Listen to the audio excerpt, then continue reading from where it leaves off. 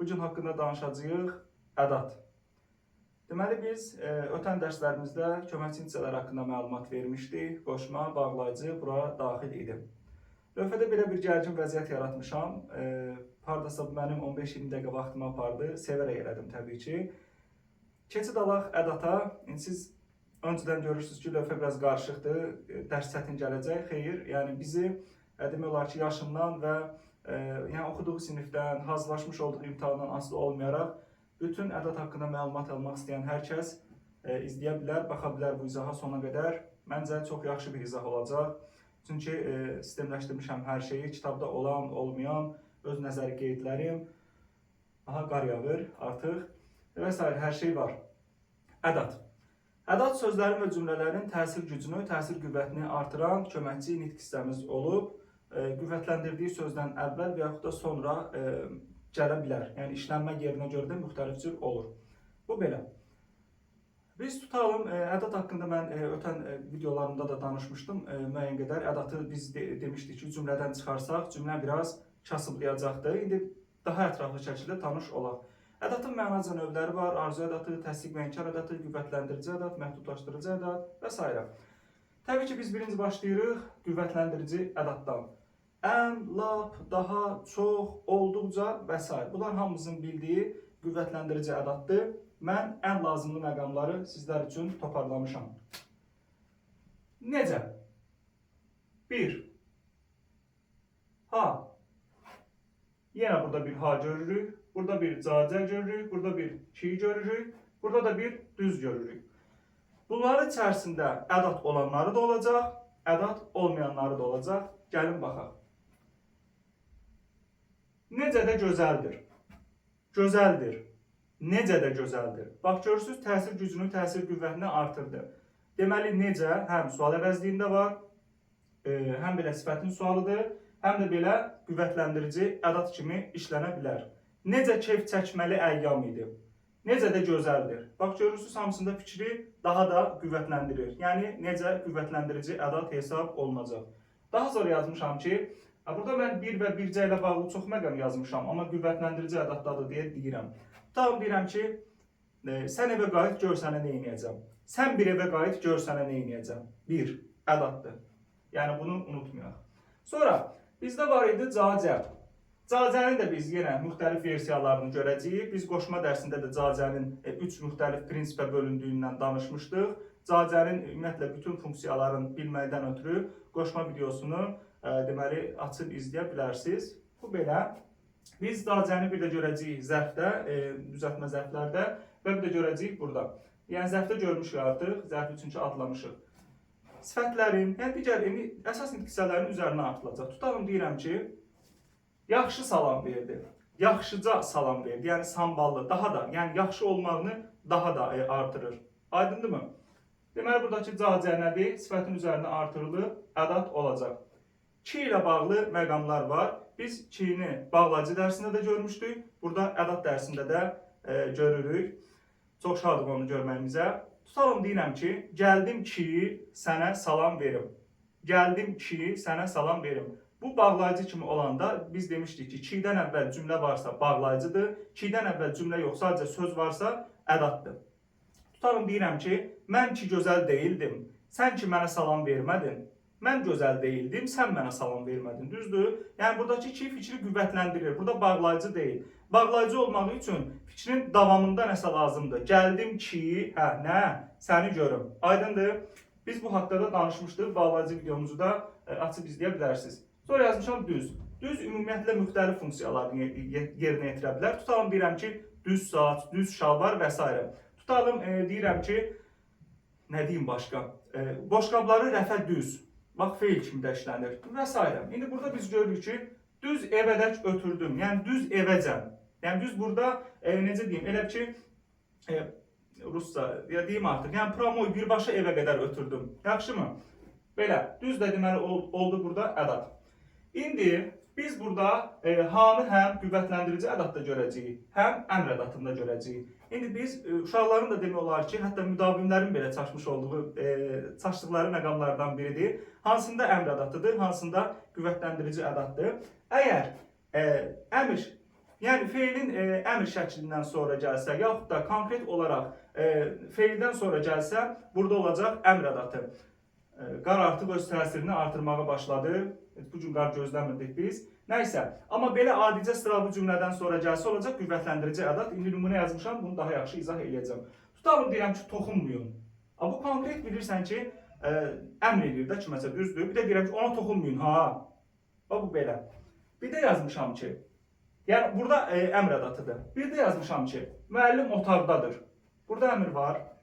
Böyle ki, nəqli cümlə yoxdur da, mənə məlumat verir sadəcə. Müəllim otaqdadır. Və deyirəm ki, müəllim otaqdadır, ha. Yəni içəri girsən səni görəcək. Fikrimi qüvvətləndirir. Aydındır? Burada oldu nə? Qüvvətlendirici. Burada da oldu əmr ədatı.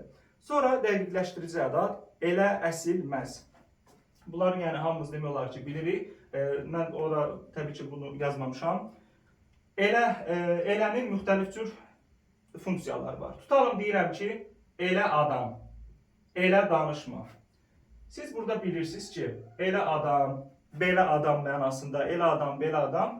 Burada olacaq nə? Əvəzlik. Elə danışma.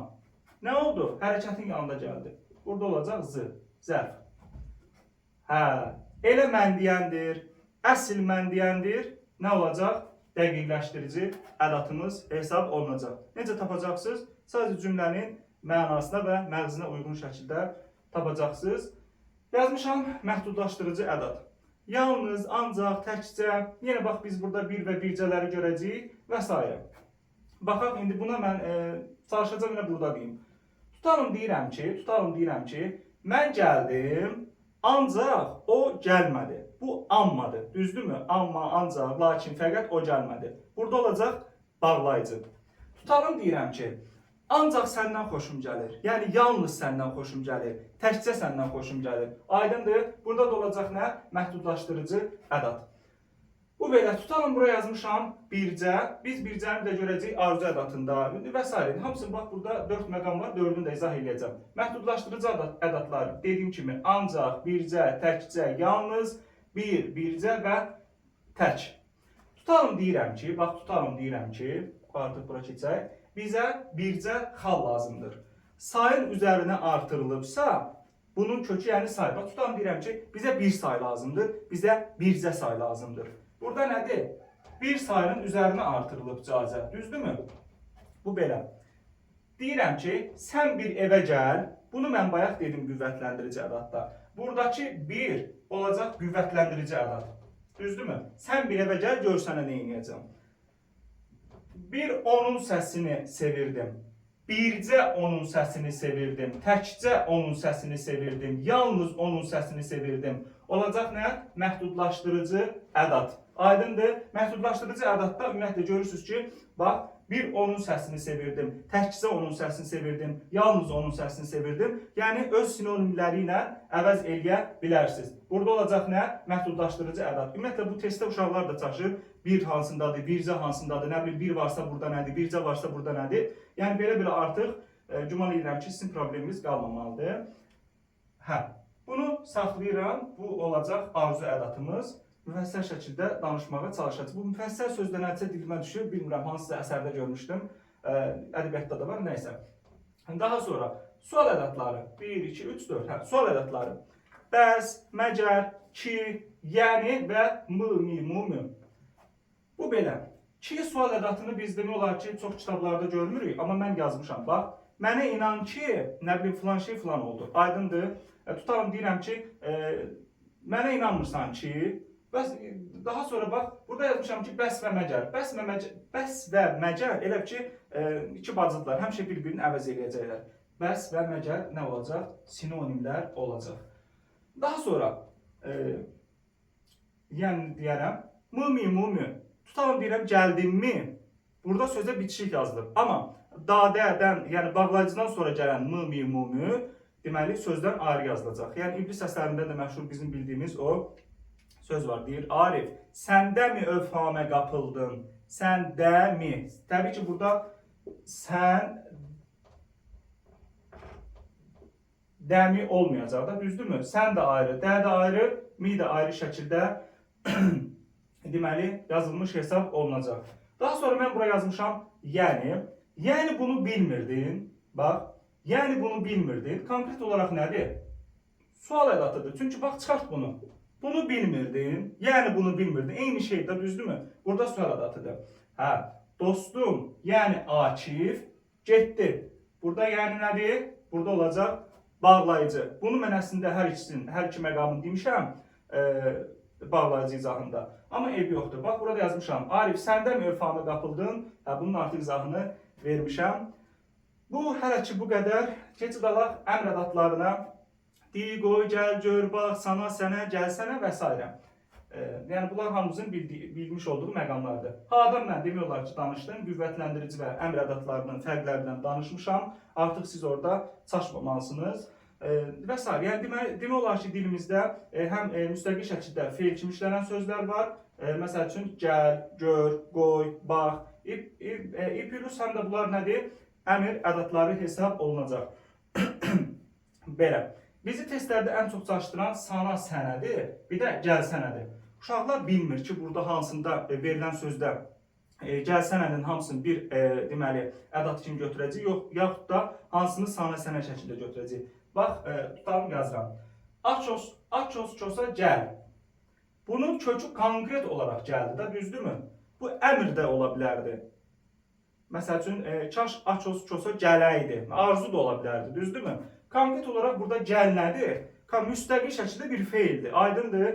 Deməli, burada gəlsənə olacaq yenə əmr, ədat. Feilin üzərinə artırılmış sana üstü 2. Yaxşı, sana yağı ilə yadınızda saxlayın. Burada olacaq nə? Sana, sənə, bu altından onun xət çəkmişəm. Bir də deyirəm ki, birbaşa var gəlsənə deməli ədatımız. Gəlsənə bugün məşğəliyə gedək. Gəlsənə bugün gəzməyə gedək. Konkret olaraq seçilir. Hə, bir də yazmışam ki, gəl ha. Bax, həm burada gələ toxunmuşam, həm deməli əmrin hasına toxunmuşam və s. Gəldik son olaraq arzu və təsdiq və inkar ədatlarına, hələ son dediyim, yəni növlərinin sonudur. Ha, işimiz hələ çoxdur. Kaş, kaşki, təki, gərək, barı və s.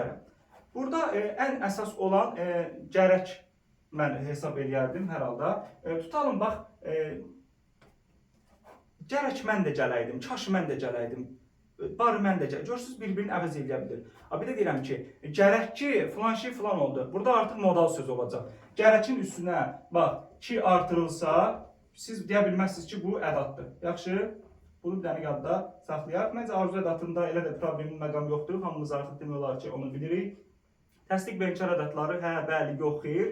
Bir də mən yazmışam, heç də. Heç də qəm yemə. Heç də deməli bizdə nədir?